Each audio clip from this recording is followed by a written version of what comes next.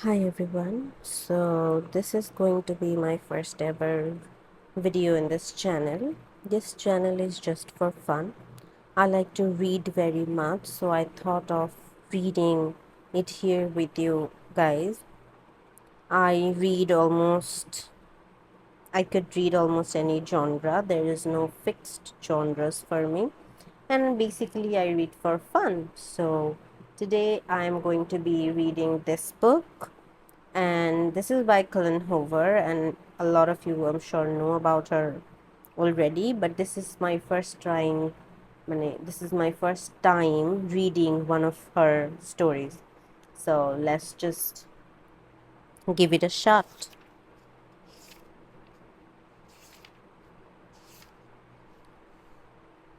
Chapter 1. As I sit here with one foot on either side of the ledge, looking down from 12 stories above the streets of Boston, I can't help but think about suicide. Not my own. I like my life enough to want to see it through. I'm more focused on other people and how they ultimately come to the decision to just end their own lives. Do they ever regret it? In the moment after letting go and second before they make impact, there has to be a little bit of remorse in that brief free fall. Do they look at the ground as it rushes towards them and think, well, crap, this was a bad idea? Somehow, I think not. I think about death a lot, particularly today, considering I just, 12 hours earlier, gave one of the most epic eulogies the people of Plethora, Maine have ever witnessed. Okay, maybe it wasn't the most epic. It very well could be considered the most disastrous. I guess the word would depend on whether you're asking my mother or me. My mother, who probably won't speak to me for a solid year after today. Don't get me wrong, the eulogy I delivered wasn't profound enough to make history, like the one Brooke Shields delivered at Michael Jackson's funeral, or the one delivered by Steve Jobs' sister, or Pat Tillman's brother, but it was epic in its own way.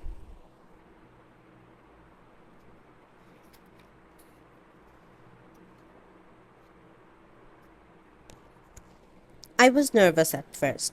It was the funeral of the prodigious Andrew Bloom. After all, adored mayor of my hometown of Plethora, Maine, owner of the most successful real estate agency within city limits, husband of the highly adored Jenny Bloom, the most revered teaching assistant in all of Plethora, and father of Lily Bloom, the strange girl with erratic red hair who once fell in love with a homeless guy and brought great shame upon her entire family. That would be me.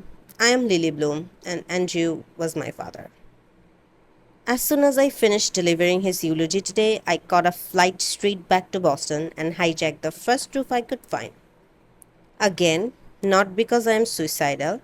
I have no plans to scale off this roof. I just really needed fresh air and silence. And damn it if I get it from my third floor apartment with absolutely no roof access. And a roommate who likes to hear herself sing. I didn't account for how cold it would be up here, though. It's not unbearable, but it's not comfortable either. At least I can see the stars. Dead fathers and aspirating roommates and questionable eulogies don't feel so awful when the night sky is clear enough to literally feel the grandeur of the universe. I love it when the sky makes me feel insignificant. I like tonight.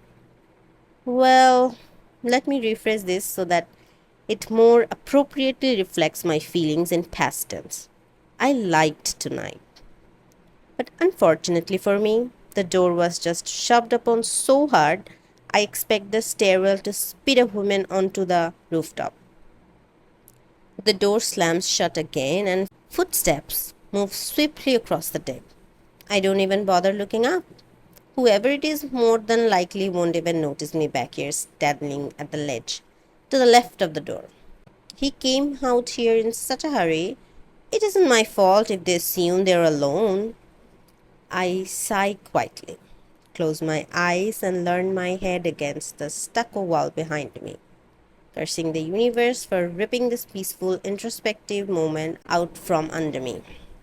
The least the universe could do for me today is ensure that it's a woman and not a man. If I'm going to have company, I'd rather it be a female. I'm tough for my size, can probably hold my own in the most cases, but I'm too comfortable right now to be on a rooftop alone with a strange man in the middle of the night.